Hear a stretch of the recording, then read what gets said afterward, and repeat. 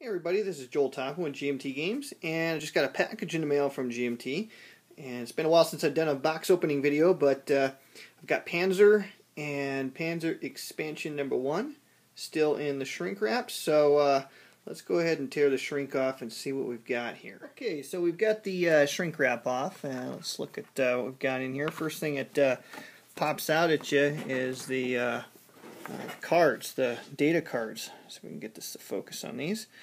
There we go. These are really, really nice. I have the original IDF and MBT games from Jim Day. I didn't have a chance to get Panzer, the original from Yakinto or 88 back in the day, but I have played some other games that use a very, very similar system. And let me tell you, these data cards are a real step up from what Avalon Hill had in MBT or IDF. Nice as those games were, this is pretty classy here. So these are the data cards. They are double-sided. So this tells you there's your squads, half squad sections, all the data involving them. On the other side you have mortars. Here you got Stemoviks. Some artillery batteries, and you get the idea. I really like what they did with the art on this. This is something I really wish they'd done with fighting formations, but the top-down art really looks cool. They did a really, really good job on these. These look really, really nice. So you have a whole bunch of tanks here for the Soviets. You got Germans. There's quite a stack here. This is what ships in the base game right here. So you got quite a lot to play with right here. So that's the data cards. Let's see what else we got. Packing sheet. This one was packed by Cha. And dice. It's like four dice. Baggies. Okay, alright, let's get to the more exciting stuff. Rulebook. Rulebook looks nice.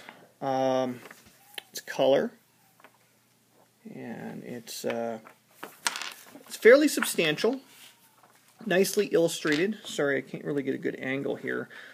Kind of cramped for space, but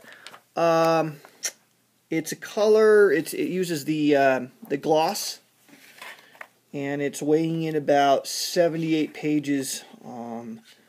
79 pages, 80 if you include the back cover. So it's not a short rule book. I've only read through about the first part of the basic game rules in here, and most of it's just really straightforward stuff. I don't think this is going to be a very difficult rule set to grasp hold of. Like I said, it's just really common sense stuff, and once you get playing, things really start to click. It's pretty intuitive. So, got a rule book here. Charts. Alright, now this is weird because the charts are not nearly as thick as the data cards, but that's okay because it's the data cards that are going to get a lot of handling. So, looks like you've got game card A, double-sided, and 2 copies of game card A. Let's see how this works. Oh, I see how it is. On the back side you have game card B, and I'm assuming that there's a C and a D because the rules made reference to others. Let's see what else we got here. Alright, we got game card C. Yeah, there we go. 2 copies of this. On the back side is D. That's cool because the rules will make reference to game card A, B, C, and D, and that will help you to find, well, which card do I need to look this rule up on, or this particular chart. So finding a chart, when you have lots and lots of charts in a game like this, then that really speeds up the lookup process. So you got 2 copies of that. You got a card here. It's a vehicle data key. So it's got a little bit of information about the data cards. It breaks everything down for the player. And it's double-sided, so it's got stuff for your infantry cards, looks like, and vehicle cards. So you got 2 copies of this. Okay, this is a hidden unit track. Now, how this works is, at least with IDF and MBT, is you could get a little bit crowded sometimes on the map, and so you had these little off-map boxes that you could put more pieces in so as to avoid clutter on the map.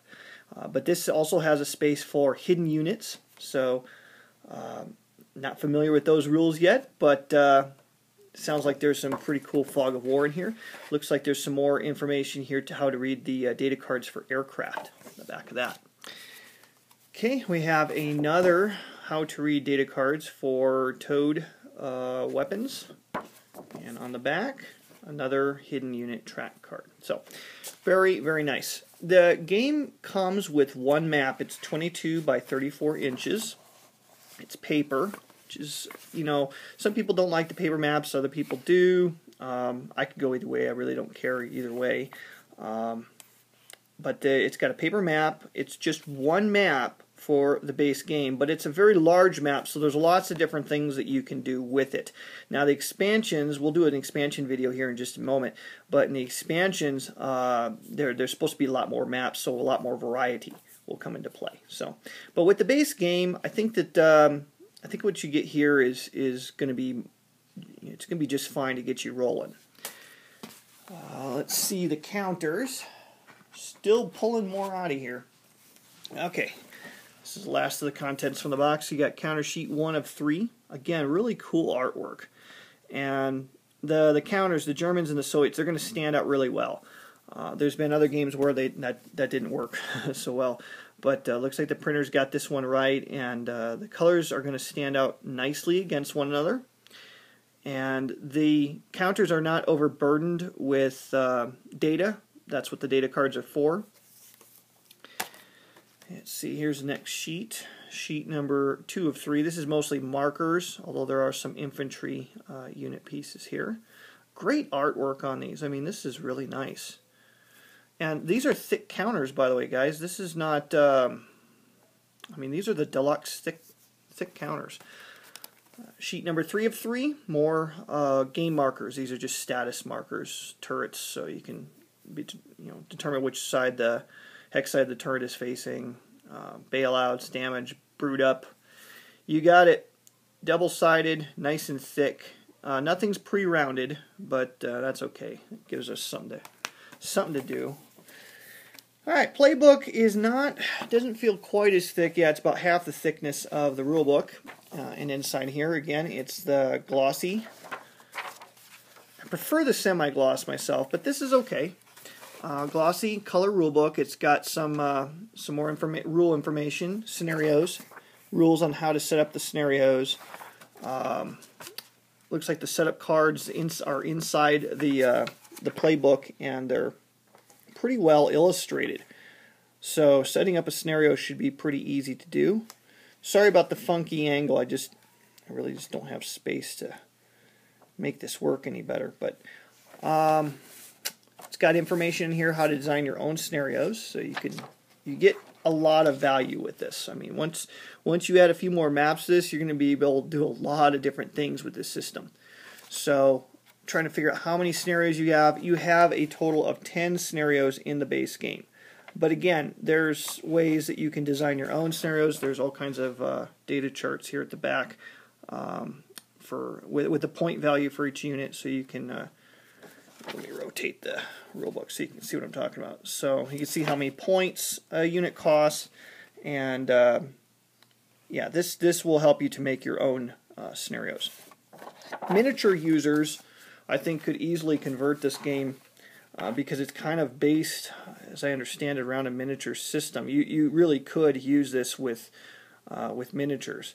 But for us hex and counter people who don't have the patience to paint, this is a really, really cool system. It's nice to see GMT come out with a tactical system that's got a lot of meat on it. I mean, Combat Commander is great, but it's on a different scale. This is really, really, really cool here, and a very impressive package. So that's Panzer. In our next video, we'll look at the first expansion.